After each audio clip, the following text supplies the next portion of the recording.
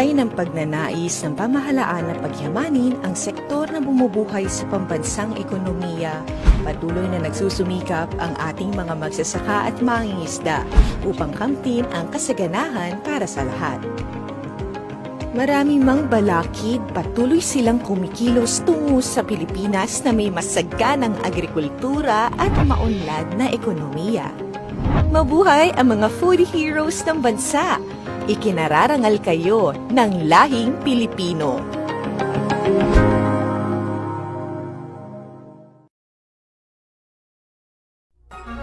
Labas nga impormasyon sa agrikultura, mga simpleng tips para sa mga mag-uuma, yaman sa kaumahan, kikita ka na, aasenso ka pa.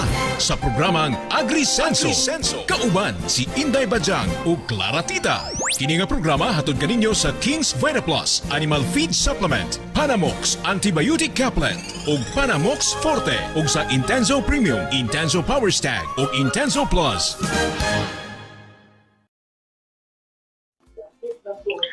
Hello!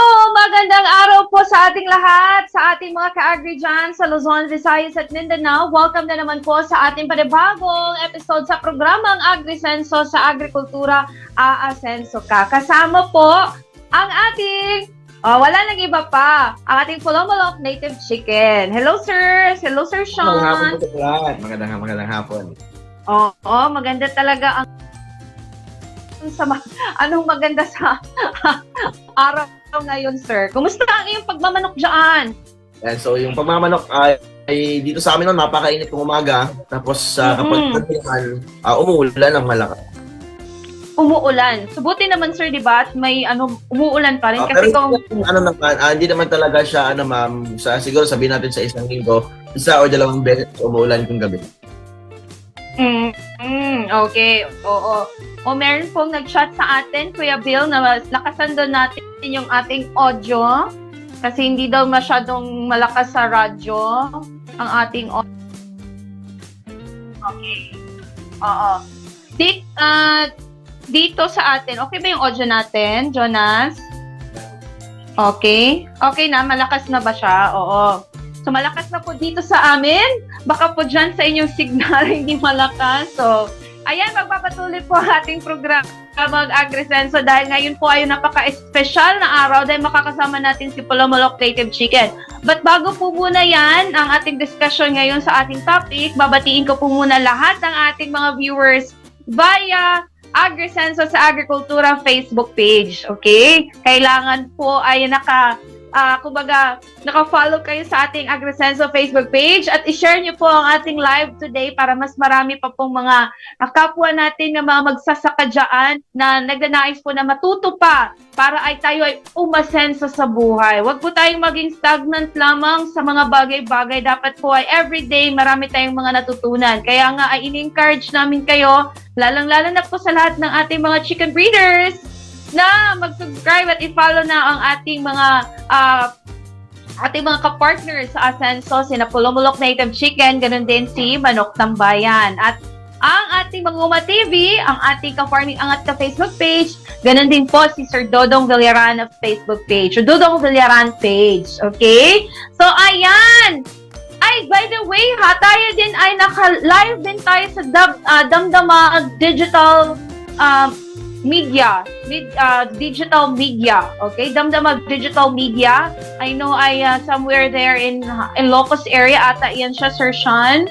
Tayo din ay napapanood sa kanilang Facebook page at later on tayo din ay napapanood sa ating mga ating partner page din ang Regional News Group or RNG Luzon. So, ang dami na nating mga platforms na ma-share natin itong napakagandang topic ng ating programa ngayon sa AgriSenso. Ganun din po ay babatiin ko rin, Sir Sean, lahat ng mga listeners natin, ating mga ka-Asenso via King's Radio stations sa Visayas at saka dito po sa Mindanao. Okay? So, hopefully po ay sa mga naka-tune in sa atin ngayon sa radyo, kung kayo po ay may mga katanungan po with regard sa pag-aalaga ng manok, huwag po kayong mahiya ha, at i-text niyo po sa ating text hotline na 0966-844-0130. At sa nanonood po sa ating live ngayon, maaari po ninyong i-comment sa ating comment section box para po ay mabasa namin at masagot niya ng ating Polomolok Native Chicken. Okay?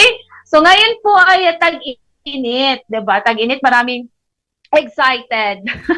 Excited kasi summer, 'di ba? Pero sa mga nag-aaral, Sir Sean, hindi pa sila ngayon excited kasi parang naiba kasi yung school year. Ano, sir, 'di ba? Hindi pa ngayon yung summer ng mga public school students natin. Lalong-lalo na sa misis mo. Oo. 'Di ba? Yes, ma'am. Kailan daw yung long vacation nila, sir? Ngayong ano pa, ma'am? June? Yan, June or July.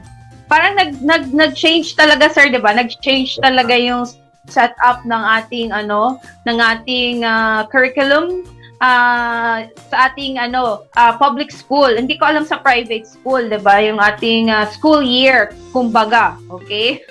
So ayan, tawag nito, parang June at July na ang hindi na sabi pa ba yan siya na summer vacation? Hindi na kasi yan summer. Pero pagkakaalam ko ay ang tag-init. Yes, tag-init. Tag-init ngayon. Long kumbaga mahaba yung mga araw na tayo makaka-experience ng tag-init. Less lang yung mga araw na rainy days. Kaya nga na si Pag-asa ng El Nino, nag-declare na sila ng El Nino last April ba yun? Nag-declare na sila ng na El Nino na. So ayan, speaking of tag-init, ano ba yung mga karaniwang sakit sa manok na mararanasan ng ating, kumbaga mai-encounter ng ating mga chicken breeders every tag-init? So ayan, i-discuss sa atin yan ng ating Polomolok Native Chicken. If ever meron po kayong mga katanungan, maaari pong yes ha, in-encourage ko yung magtanong po kayo para masagot yan ng ating Polomolok Native Chicken. So ayan, take it away, Sir Sean! So once again, magandang hapon po sa inyong lahat. No? At napakaganda pa rin ang topic natin dahil ito'y naka-connect sa ating, connected sa ating panahon ngayon. No? Ang tag-init. So kapag tag-init naman, yung sakit ng ating manok yung unang-una talaga dyan, no? Is magkakaroon sila ng dehydration. No? Madi-dehydrate yung mga manok natin kapag nauubusan ng tubig. Kasi minsan tayong mga chicken breeders, chicken farmers ay medyo tinatamad din, no? Kasi nga mainit kung lumabas. So minsan nakakalimutan natin or parang ayaw nating lumabas, hindi natin sila mabigyan ng maraming tubig, no? So kapag ganon is mani-dehydrate talaga yung mga alaga natin. So hindi dapat sila yung mag-adjust, kundi dapat talaga tayo mag-adjust dito sa mga alaga natin, no? Sa pagbigay sa kanila ng tubig, which is napaka-importante ngayong tag-init para sa kanila. So ano ba yung mangyayari kapag madi-dehydrate yung mga manok natin? So kapag na-dehydrate yung mga manok natin, no, pwede po silang mabulunan kapag kumakain sila. So kapag nabulunan yung ating mga manok, yan, dahil nga hindi sila makainom ng tubig dahil sa sobrang init, yan, na-evaporate na yung tubig. So, pwede po silang mamatay kapag nabulunan. Lalong-lalo pa dyan kapag hindi natunawan yung mga manok natin dahil nga hindi sila umiinom ng tubig. Yan. Dahil nga, yung tubig natin kapag matagal na nakastock dun sa pinaglagyan natin, pwedeng uminit yon. So, ano bang mangyayari kapag nagkaroon or nakainom ng mainit na tubig yung ating mga alaga, no? Kapag nakainom po ng mainit na tubig yung mga alaga natin, pwede po silang magkasipon, no? Kahit walang ulan, pwede silang magkasipon kapag nakainom ng mainit na tubig, no? Tapos kapag hindi po sila inom ng tubig dahil nga mainit, minsan kasi yung mga manok natin maaarte din, ayaw din uminom ng stock na tubig or mainit na tubig. So hindi matunawan, mamamatay. So ano ba dapat yung mga ibigay natin dito sa ating mga alaga? Yan, syempre, kailangan natin ngayong tag-init ng multivitamins, minerals, no? Calcium. Yan, talagang kailangan na kailangan. At syempre, para mabilis matunawan yung ating mga manok, kailangan ng probiotics. So yung dapat na ibigay natin dito sa kanila sa vitamins is King's Vita Plus. No? Kasi itong King's Vita Plus, kompleto na may multivitamins, amino acids, calcium, D3, minerals, no, electrolytes, omega-3, no, good for the heart. Yan. Lalong-lalo na kapag kayong tag-init, no, prone sa heat stroke itong mga manok natin. So kapag na-heat stroke po yung manok natin, minsan talagang diretso na yan sa kaldero, no, kung kasi nga yung ating yung ating mga manok kapag na heat stroke, mamamatay po talaga yan. So, napakaganda nitong King's Vita Plus kasi meron siyang omega-3. And meron pang probiotics para mabilis pong ma-digest yung mga pagkain ng mga manok natin. Yan. So, itong panahon na to, kapag mabilis ma-digest plus tubig, meron kang tubig sa mga alaga mo, malinis palagi. Siguro mapalit tayo ng 3 to 4 times a day sa kanilang tubig kasi mas gusto ng ating mga manok yung fresh na water talaga, no? So, yun, ibigay natin sa mga manok natin kung ano yung kailangan nila. Kasi ibibigay naman nila sa atin yung the best nila, no? Para to make production dito sa ating manukan. Yan. So, itong tag-init na to, maganda, no? Pero kailangan ng vitamins dito sa ating mga alaga. So, back tayo doon sa uminom ng mainit na tubig itong ating mga alaga, no? Or na-dehydrate sila. So, kapag na-dehydrate sila, pwede pong pasukan yan ng bakterya, no? Yung ating mga alaga. Kasi kapag na-dehydrate yung ating mga manok, is bumababa din po yung kanilang resistensya or yung immune system nila is nagiging weaker po. So, kailangan ng antibiotics. So, ano ba yung ginagamit kong antibiotics dito sa ating mga alaga? Walang iba kundi ang Panamox lang. No, Panamox Caplet and Panamox Forte. Yung Panamox Caplet, merong amoxicillin, paracetamol, and tylosin. So, 3-in-1 po siya. Pwede niyo pong gamitin ito sa mga malalaki niyong manok, no? Mga pullets, no? Mga stag, yan, pwede niyong ibigay. Yan, sa mga malalaki, pwede na rin. Mga breeders, pwede.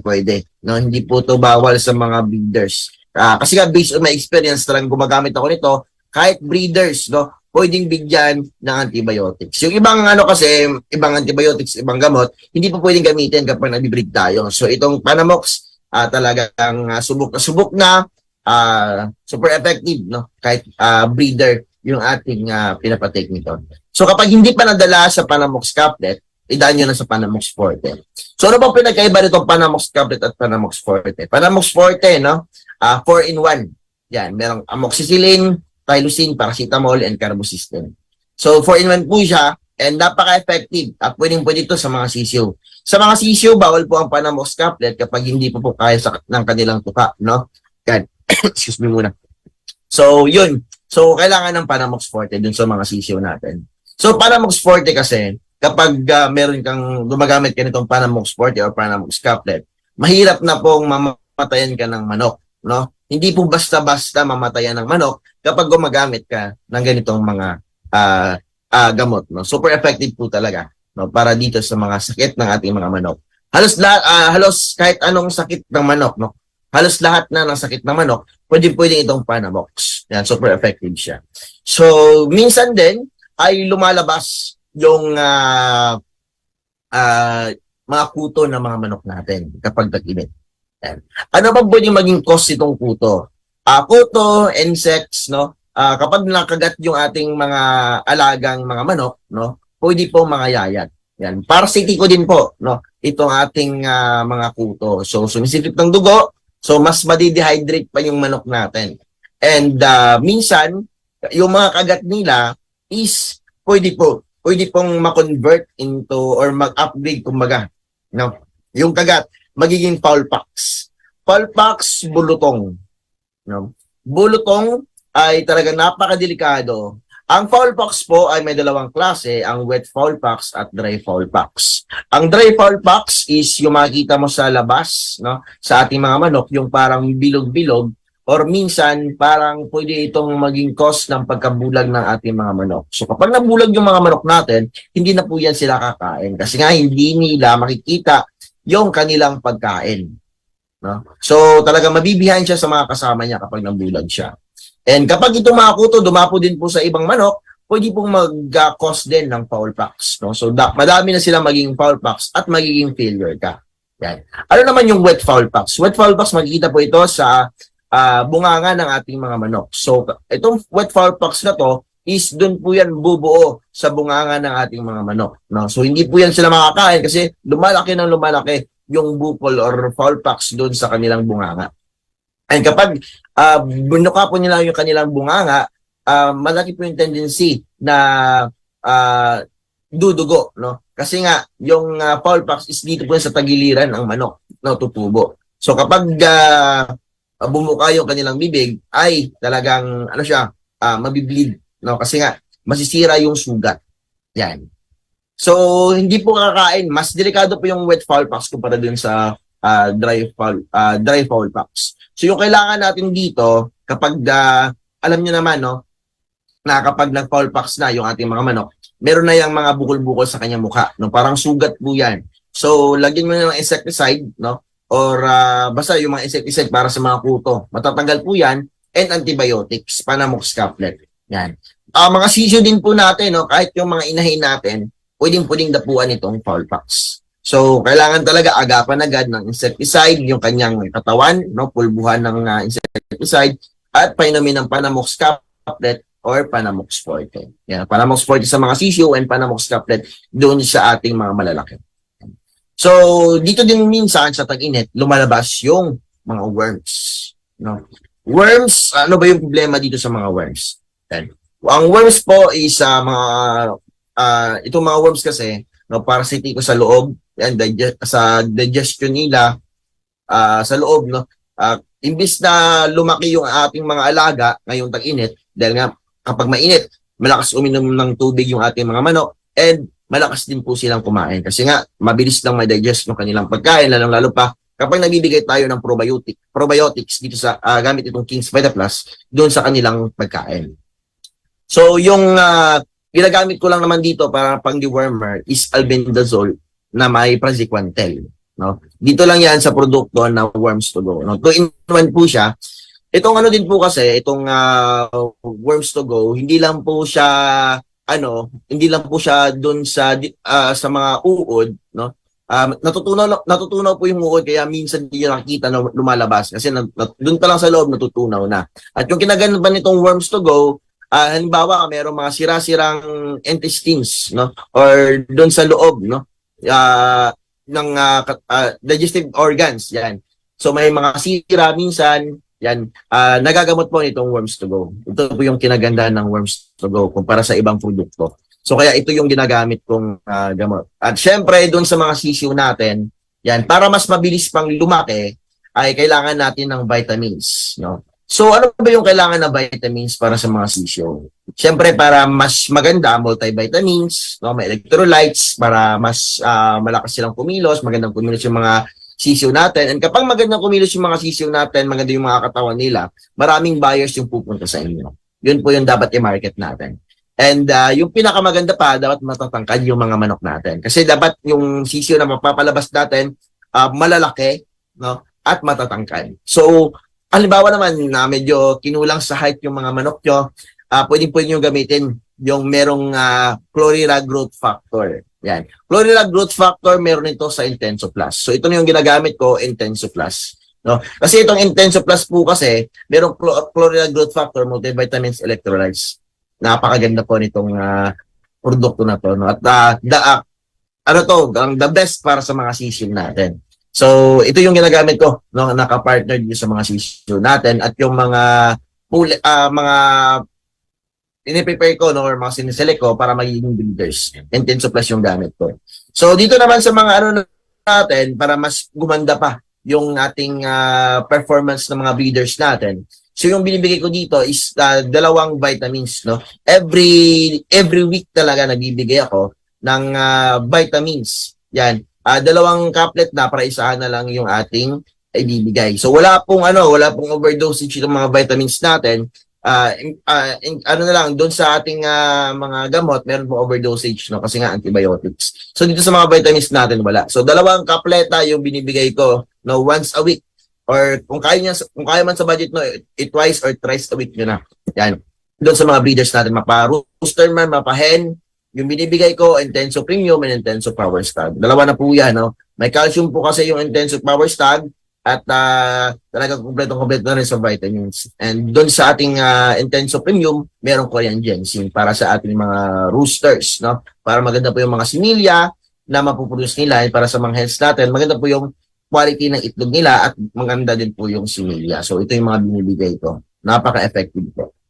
So yun lang naman yung dapat gawin nyo dito sa ating mga manok ngayong tag-init. Correct. At yan ha.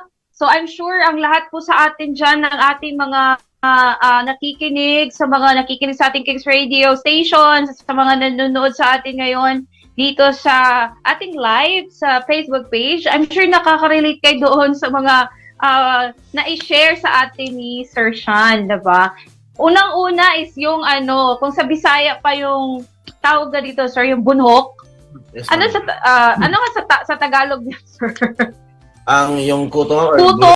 Kuto Yes, ba yan talaga, sir? Kuto talaga ang term yan, oo. Kasi alam nyo, yung kuto, pag nadapo din mismo sa atin yan, sa katawan natin, masakit din yan sila kumagat. At saka napakakati naman, napakakati. Yes po. Napakakati. Kahit maliligo ka pa, meron pa rin yan sa katawan mo, may matitira pa rin. Oo, may matitira kasi na-try ko yan, hindi ko na-try. Na-experience ko yan before nung yung kapitbahay namin, nag-aalaga sila ng manok. So nagtataka yung father ko dati na bakit daw makati masyado yung katawan niya. Then ako din. So gumamit na kami ng sabon ng tawag ng sulfur na sabon para matanggal baka lang skin allergy.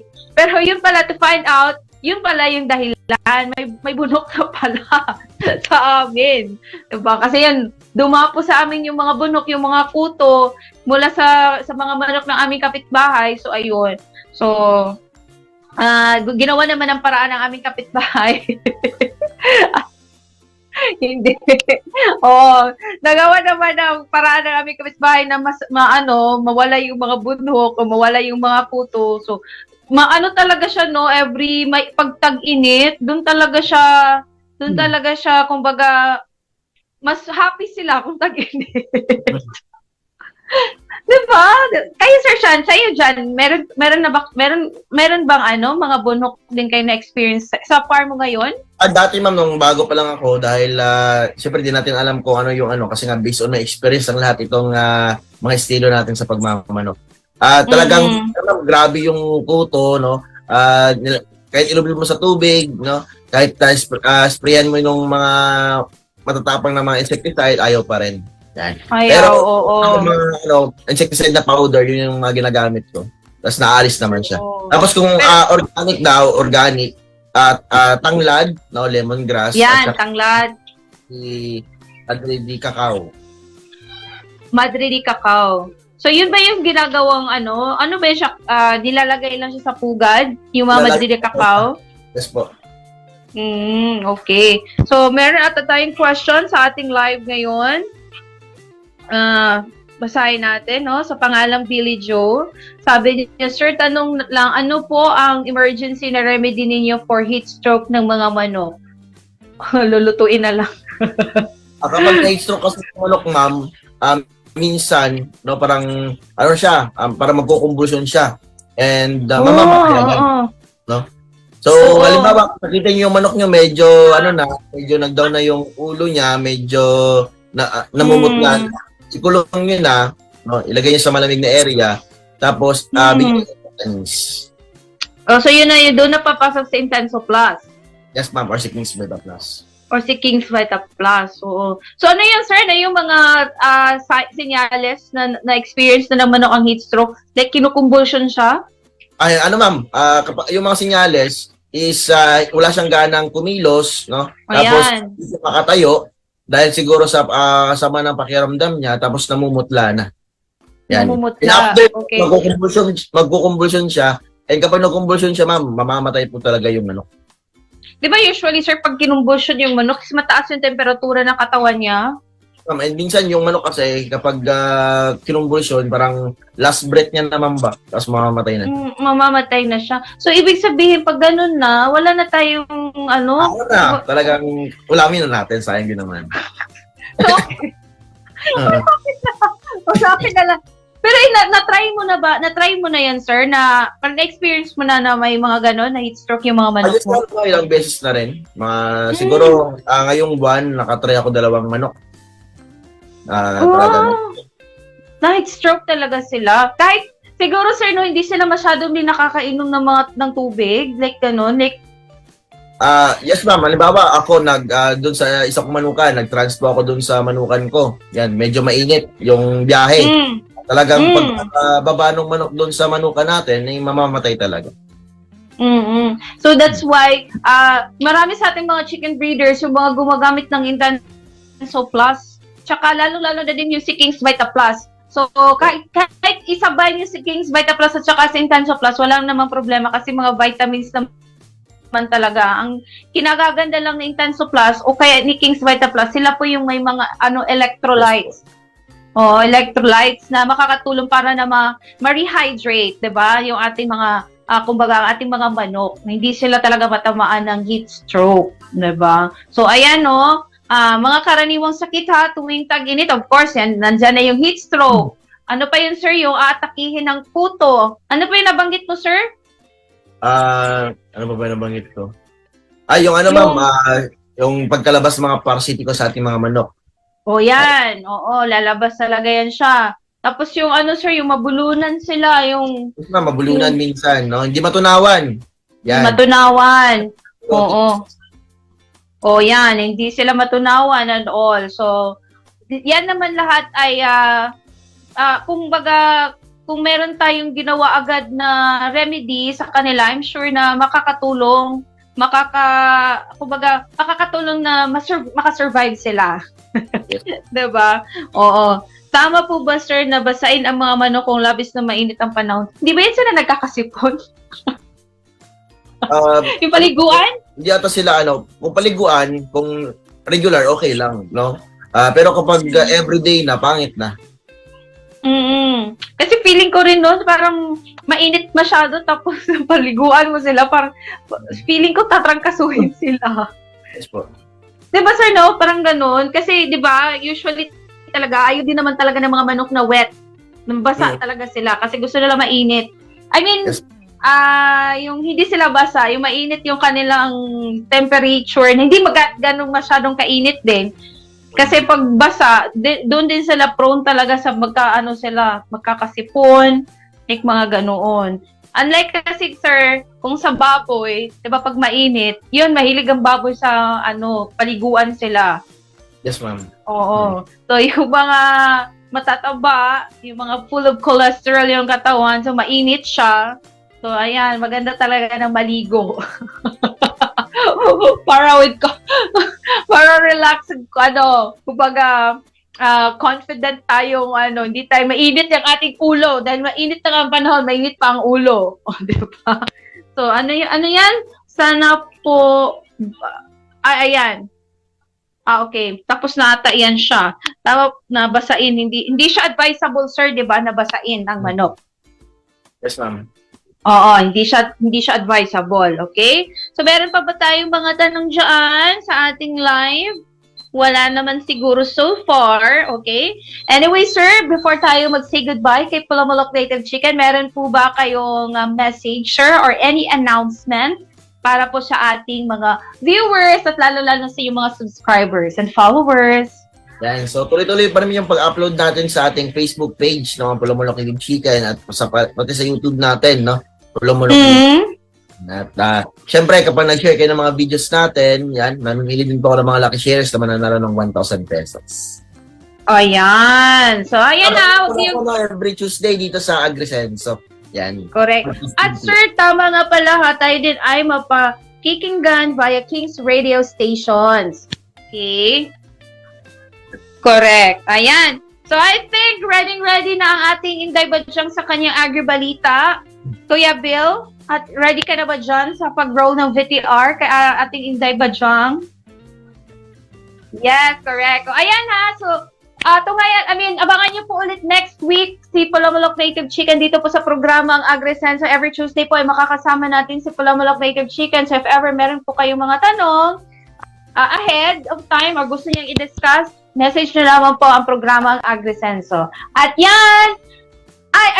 At sa ating Agribalita for today, I'm sure ay good news itong ibibigay sa atin ni Inday Badyang dahil hindi pala siya good news. Parang siya, sad news. Dahil bilang ng mga magsasaka sa bansa kumukonte, ayon po ito kay Agri-Party List Representative Wilbert Lees. So, alamin natin ang details kung bakit nagkakaubusan na inyong mga lahi, Sir Sean.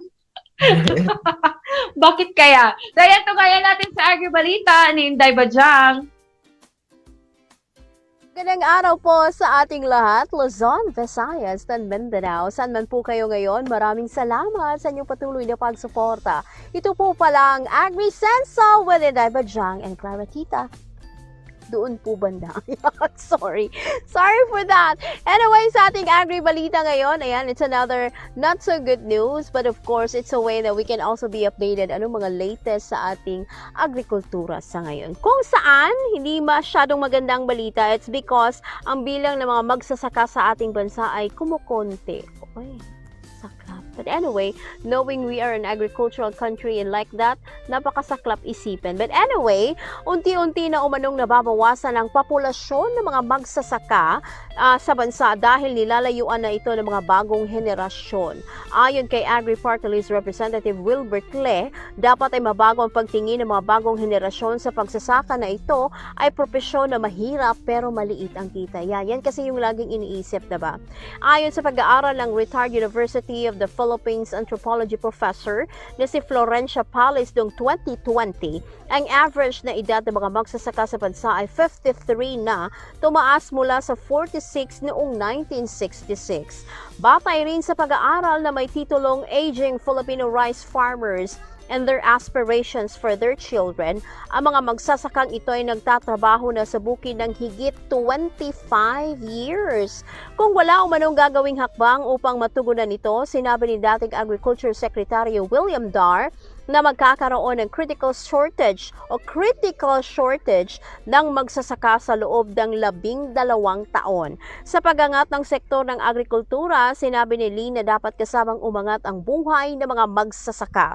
Batay din sa 2021 poverty statistics ng Philippine Statistics Authority, ang mga mangingisda ang may pinakamataas na poverty incidence na nasa 30.6% at sumunod ang mga magsasaka na nasa 30%. Ayan, napakasaklap na balita knowing na agricultural country tayo, ayan, diba? Tapos ganun pa. So sana yung mga programs ng government natin such as offering scholarships sa mga anak ng mga magsasaka natin will work to entice more younger generation na i-pursue ang agriculture career, diba? Syempre, medyo pa masakit din yon for their parents na yung mga anak nila is they prefer to venture to the other stuff and all. At syempre, hindi na may mga ganong mga sentimental value kasi yung mga farmers at pag may mga land sila, they want their children to continue it, but then those younger generations ika nga is mas pinipili yung ibang linya ng trabaho, diba? Gaya ng sabi nga dito ng tawag nito ng congressman natin, representative, na ang iniisip kasi is mahirap yung trabaho tapos maliit lang yung kita. So yun lang talagang hiling natin, whatever is the ayuda really needed for them maibigay. And syempre yung mga programa na dapat sa ating farmers at fishermen is maibigay ng tama. Syempre, we can also build more programs for that one, probably for those students who are interested to take agriculture na mga kurso, they will be given incentives and like that, diba? To entice other younger generations as well. Uy, maganda pala yung agriculture na trabaho, diba? Ganito, ganyan. Actually, hindi ka lang naman nakakulong pag agriculture, nakakulong lang. Hindi ka lang naman talaga into pagtatanim lang. Marami kang pwedeng gawin, diba? Masyadong malapad ang kurso ng agrikultura if you just have to venture on it. So, marami kang papipiliin. Either you can go to farming, pwede ka sa pag-aalaga ng hayop, ayan, diba? So, at least, hindi siya maging rason na parang yun nga, sabi yung mga magsasaka natin is medyo talagang tumatanda na this time. Ang average now is 50-something as compared to the 46 years old way back before. Kasi nga, may mga farmers tayo, ayaw nilang mapabayaan yung mga lupa nila, diba? So, sila na lang yung nagsasaka, nag-aalaga instead na ibigay sa mga anak nila. It's because mas na-entice yung mga younger generations, sa mga anak, mga pamangkin or whatsoever, to other courses that they prefer to get. So sana it can be addressed para maiwasan yung critical stage of magkulang na mga magsasaka sa ating bansa. Parang ang pangit, 'di ba? It would result to uncertainty in the food security that we have, kasi nga laging target ng gobyerno natin is masiguro na bawat Pilipino may pagkain sa kanilang hapagkainan, na walang mga issue on food security, walang shortage and like that. Ayun. So yan po ang ating agri-balita sa araw na ito. As one tawag nito, kalimutan ko. Anyway, maraming salamat. Ayan, so bukas po ulit. Ayan, ano bang nagaganap sa mundo? Bukas po ulit. Of course, syempre pa, another tips and another set of good news po para sa inyong lahat. Ito po si Inday Bajang. Balik po tayo kay Clara Tita. Sa inyong lahat. Ito po si Inday Bajang. Ayan, at Oy, very sad news ha, kasi kumukonte, pero hopefully ay makabawi tayo yung ating mga next generation dyan. Huwag kayong, kumbaga, kasi iniisip kasi nila na pag kung maging magsasaka is parating nakakapagod na trabaho, 'di ba? So, hopefully ay hindi yan ganyan ang mindset. Dapat ay kung ano tayo, maging magsasaka, maging proud tayo dahil of course ang ating mga magsasaka at ang mga mangingisda, sila po yung mga importanteng sektor sa ating bansa dahil sila po ay nagbibigay ng pagkain sa ating hapagkainan, di ba? So, ayan, ay push po natin lahat na tayo po ay maging isang magigiting na mga magsasakat at makatulong tayo sa ekonomiya ng ating bansa. Okay? Oh, ayan, ito po si Clara Tita. So, ayan po, yan po lahat ng ating Agri Chika at Agri Balita sa araw na ito. Naway nabusog po kayo. Kasama po ang inyong pagkain ngayon, inyong ulam. Naging ulam po kami sa inyong kanin ngayon dahil punong-puno po tayo sa mga impormasyon mula sa ating Agri Chika at Agri Balita. Bukas po, samahan niyo po ulit ako, si Clara Tita, para naman po sa panibago nating episode. Alamin natin kung ano yung magagandang topic na naman sa agrikultura bukas po. Same time pa rin dito po sa ating AgriSenso Facebook page. Ganun din po sa ating mga Kings radio stations. Okay? Ito po ang inyong lingkod, Clara Tita. At samahan niyo po ako ulit bukas dito lamang po sa nag-iisang programa para sa agrikultura at sa ating mga magsasaka. Wala nang iba pa ang AgriSenso. Sa agrikultura, aasenso ka. Susunod na po ang ating programa, Kings Afternoon Delight. Kasama si Queen CJ. Labas nga impormasyon sa agrikultura, mga simpleng tips para sa mga mag-uuma, yaman sa kaumahan, kikita ka na, aasenso ka pa. Sa programang AgriSenso, kauban si Inday Bajang o Clara Tita. Kini nga programa hatod kaninyo sa King's VitaPlus Animal Feed Supplement, Panamox Antibiotic Caplet ug Panamox Forte ug sa Intenso Premium, Intenso Power Stag ug Intenso Plus.